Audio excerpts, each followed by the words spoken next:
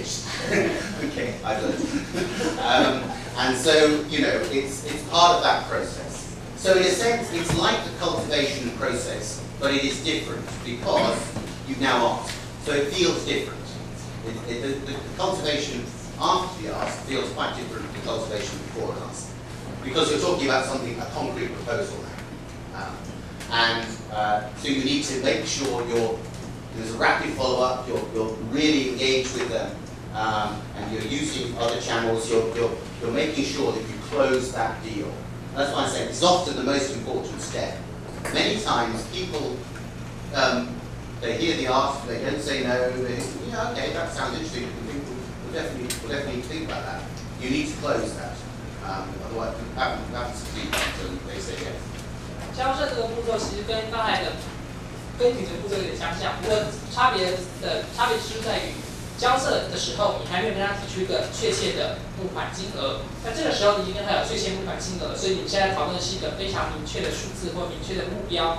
当然，就连他的经验里面，华人是非常喜欢多交涉、跟多往来、多沟通的，所以当然各位就要去预期，如果要进行相关的交涉工作的话，它不会一次解决，一定是会逐步的一而再、再而三的跟他沟通往来之后，才有可能去达到最后的目标。我们这边提到的最后很重要一点是，我们当然可以就提出一个募款金额，让他说可以啊，我可以考虑一下。但之后你要继续跟进、继续追踪，确定到最后这件事情能够成案，这才是我们最重要的目标。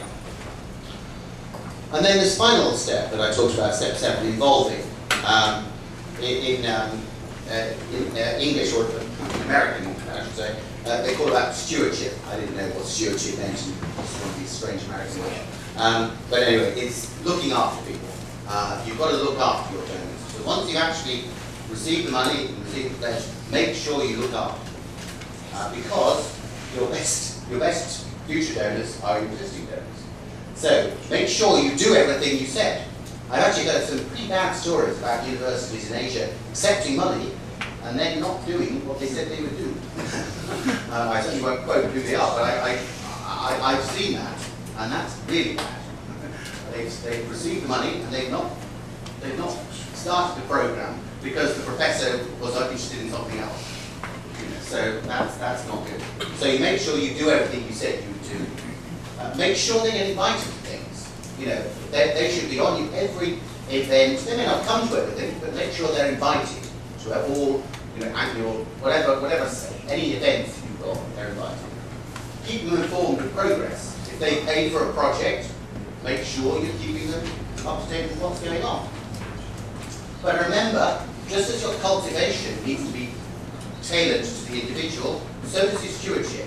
Because some people want to be invited onto boards and on committees, and other people don't want. Make sure you do it in the way that they want. And make sure it's somebody's job. Make sure somebody has this in their job description as donor stewardship. 所以第7个步骤，最后的步骤是，如果各位达成了募款的目标之后，后面还要持续的去参与跟他们交流，因为我们刚才提到，其实最有可能未来继续捐款给你的人，就是你们现在已经捐款给你的人，所以。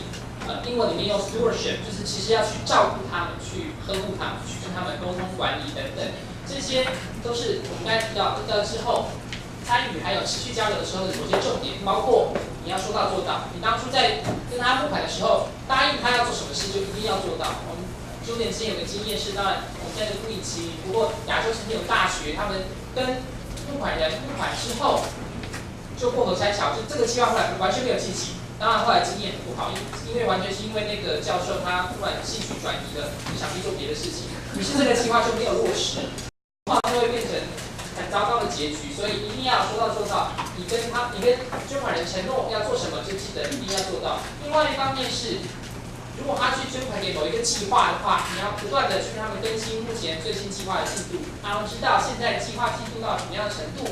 另外一方面是，如果各位有任何活动，都要去邀请他们。他们也许不会出席，但是至少邀请函要送到。还有一个是我们刚才提到，跟你一样，每一个人所喜好、偏好的情况都不同。有些人喜欢进入董事会，有些人不喜欢，所以你要依据他们喜欢的方式跟他们交流和沟通。最后还有一件事情是，你要确定组织里面有一个人要负责这件事情，否则有时候提手滴滴，这个手就掉了。所以你要确定某一个人的职务里面就有一个这个项目叫做捐款人管理。Okay, so that's the step. And you know, when you have your database, you want to make sure that each of your prospects, you know where they are in your process. So you know you've got a certain amount being researched. You're planning on these ones. You're actually in cultivation. These are the ones we've already asked, and we're negotiating, so we've paid particular attention to them. These are ones we've already given, and so we're making sure we're doing what we said. So we know where we are with each of our people. So it's important that you use this as a process. 所以这是捐款的付款的7大流程跟步骤，你要同时不断去追踪每一个潜在的付款人，他们现在到什么进度？也许有些人还在耕耘当中，有些人已经提出了付款金额，有些人已经达成了付款金额，有些人后来要做后续的照顾跟追踪等等。你要确定每一个人都在你的追踪清单上面。Okay, I've just got a few slides. Before we take a break, I've just got a few more generic slides about some issues around fundraising. This is one on just on how to make volunteers more effective. Remember what I'm saying is, these are senior volunteers, so these are board members, committee members. These people are very important that you need to work with in order to get major gifts. But it's hard. I mean, how do you manage somebody who's probably as old as your father and is a senior person in society, and you can't tell them what to do very easily. All right, it's hard. So but it is actually your job as a fundraiser to manage these people in some way. So you need to create a culture. Start creating a culture where they there's peer pressure to do things. So, for example, that's one of the reasons for having committee meetings from time to time, is if somebody said they'd do it, then they're going to be embarrassed if the next committee meeting they said they'd do it and they haven't done it. And they're going to be embarrassed in front of their social peers. So that's why, that's why creating this action culture is important. Use their expertise, give feedback and praise. Somebody, doesn't matter how senior somebody is, make sure they're thanked for what they've done, make sure they've given their praise for all the things you're doing. But evaluate how well they're doing. And maybe your chairman has a conversation with somebody who you know could do more but isn't. And this final one might sound a bit strange.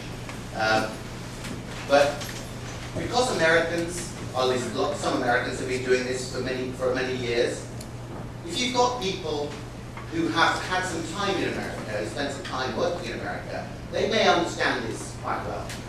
I would actually seek out people